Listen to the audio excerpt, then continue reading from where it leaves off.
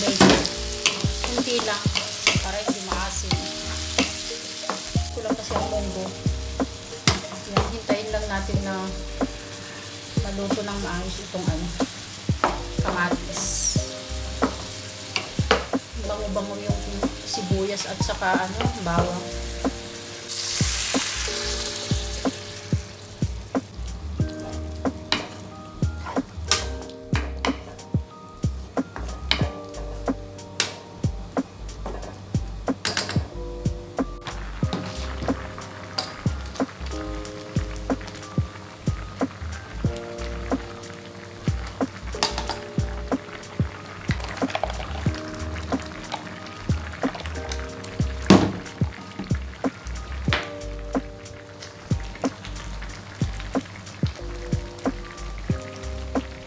Ayan, malapit nang maluto yung ampalaya.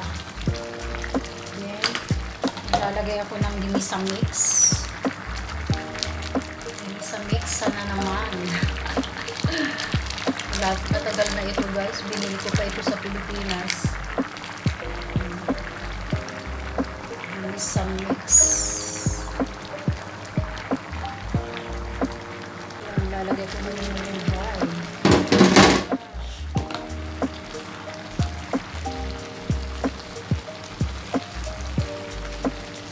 munggo with ampalaya and malunggay.